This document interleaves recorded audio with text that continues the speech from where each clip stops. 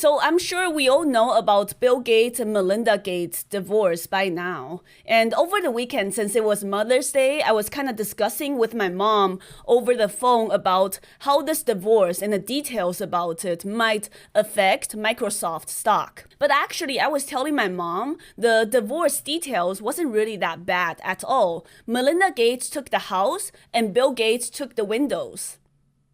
Okay, it's Monday. I'm really excited to trade coming into the pre-market session today, looking at a lot of these gappers. So let's get into it. So the first stock I traded was X. This one was gapping up pre-market. And if you look at the daily chart, pre-market, it was gapping up around, let's just say $28.70.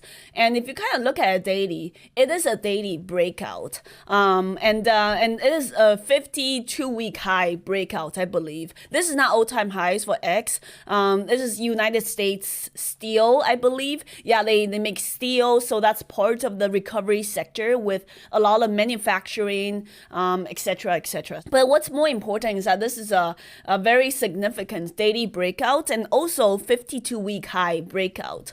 That's why I was long bias on this. So if you look at the way this is traded, yes, it had a small gap up pre-market.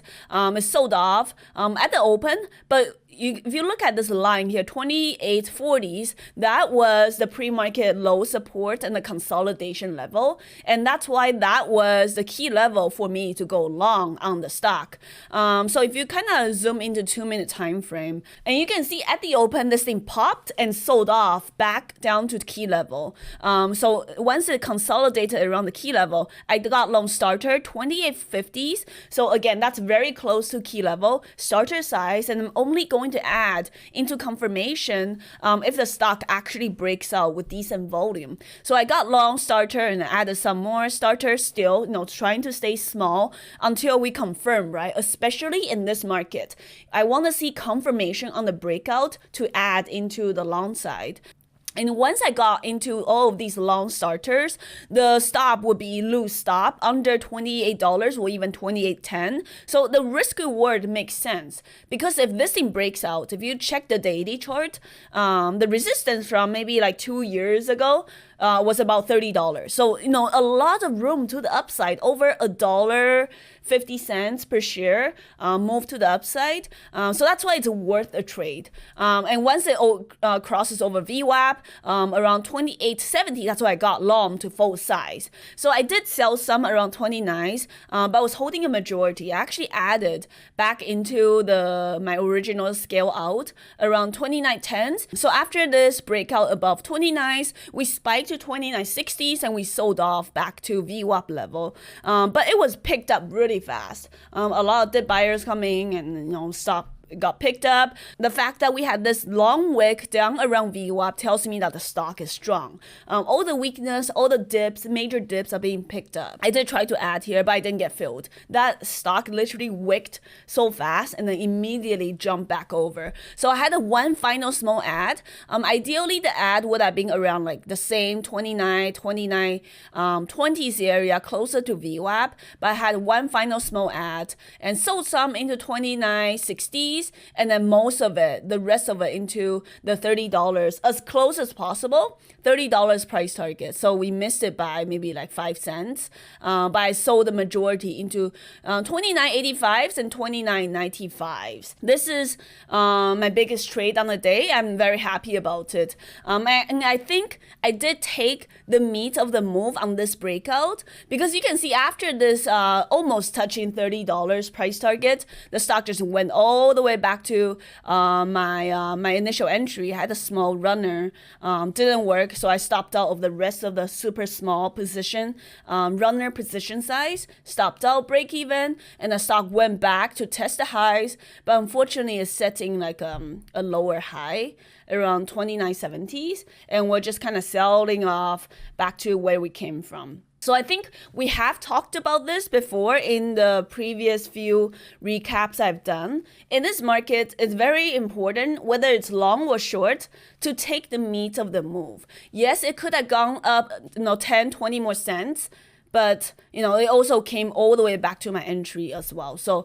want to take the meat of the move. We're just taking advantage of the momentum, and for this is like over $1 move to the upside. So this is definitely a very decent trade to start the day. On the long side, the next stock I also traded is BNTX. But this one is on the short side.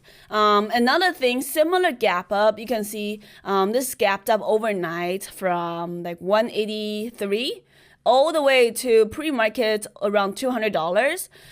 And the key level, same idea. Key level is gonna be this 198.60s. So I was looking at this thing in the morning. They had decent earnings.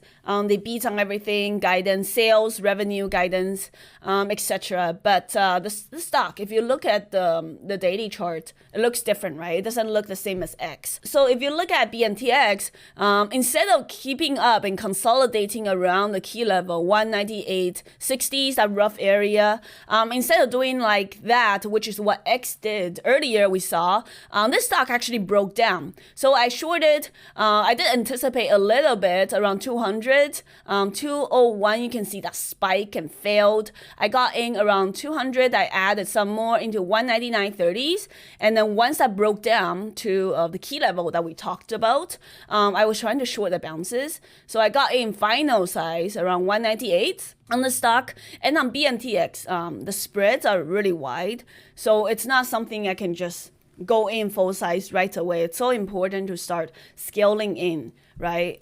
So that's why I got in. Had a very decent average after that final ad, about 190, almost 199. And then we got a pretty decent flush down move to 195, covered some, and I was all out, most of it, by 192. And I had a small runner on the short side, and that got stopped out over here. Gave back a little bit on the final small share sizes. But this is a very decent short from an average 199s down to 192s. And even hits like 191 on this bottom wick here. But again, I'm just trying to take the meat of the move. You can see after, this thing, it consolidated around my majority of my covers. It did bounce all the way back to that same key level that we talked about. Key level around 198.50s. It went all the way back there and then slammed right back down to the lows. It even like cracked to 185, which is very impressive. A big range. It almost filled the entire gap. If you look at it, previous day close was 183s. So it almost filled the entire gap. But unfortunately, I was out of the short. I have a final small share position around 196, but I was all out of it. Here was a small long scalp, small size, 185 to 188. And then the stock just went all the way back to where it came from, the same key level again. But the long was just a scalp. For me, the bigger trade is on the short side off the open for BNTX. So those two trades, X on the long side and BNTX on the short side, those were my main watches and were my kind of like the major plays on the day. I have a couple that's like smaller ones, kind of like little scalps that I never got full size in. If you look at PRTY, this one also had a nice gap up. If you kind of look at it, it looks like the similar chart as X. Key level 850s, you can see the same idea, right? After this thing reclaimed the initial sell-off from $8.70 down to $8. Once I reclaimed the key level, volume came in around key level, and this thing spiked to about $9, which is the pre-market highs. While I did not catch the initial morning sell-off or the big bounce from key level 850 to, I guess, 890s, I had a small scalp short because same idea, $9 is some resistance. Now it's time for our Q&A. Yogi is asking that what is the time frame I use when I'm trading and what kind of moving averages and indicators I use. When I'm actively trading, I look at 1 minute or 2 minute. Today on X and also on BNTX, I was using 2-minute chart for today. So that's what I use. And I don't use any moving averages. The only indicator I have is, you can see I have is this VWAP, this yellow line. and it's set at like default, which is 0 time period or something, but you just use a default. I don't use indicators for those who's been watching for a while. You know that indicators are lagging, and I don't use those. I only use VWAP as a rough guidance. I don't use it for entries or exits, but I just use it to look at whether a stock is relatively strong or weak. Okay, second question is from Everyday Jojo. He or she is asking, how do I track my trades and portfolio? Is there any apps or tools I recommend? So if you want, I have a trading journal you can use to track your entries and exits and your profits, risk reward, etc.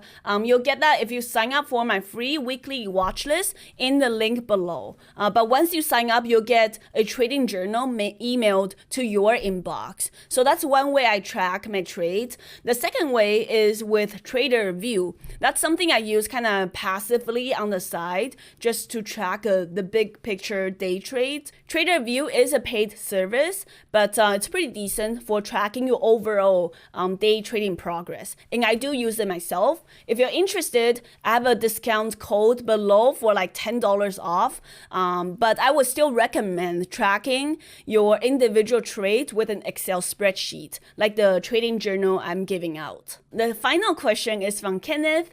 He's asking if I trade options, or I guess, do you feel any reasons to branch out to other securities from stocks?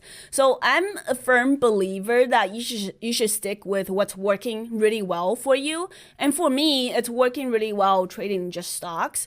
In the future, maybe if I really do feel really inclined to learn more about options, I might. But some of my biggest losses in my, I guess, more beginner stages in my year 1 and year 2, I did explore trading options, and those were my biggest losses. And since then, I haven't gone back. I think you should stick with what's working for you. So if trading options is working for you, you should absolutely stick with it. But if your losses are from options and trading stocks are working better, then it's probably a good idea to stick with trading stocks. If you have any more questions, feel free to ask me in the comment section below. And also, if you're interested in the HT Trading Journal or the free weekly watch list, the link is below as well. Thank you guys for watching, and I'll see you guys next time. Hey guys, thanks for watching. I hope you enjoyed the video and the bad jokes. If you want to see more day trading content, make sure to subscribe and follow me on Twitter and Instagram for more. If you'd like to trade with me daily and get my free weekend watch list and trading journal, make sure to check out the links below for more resources. Stay green, stay positive, and I'll see you guys next time.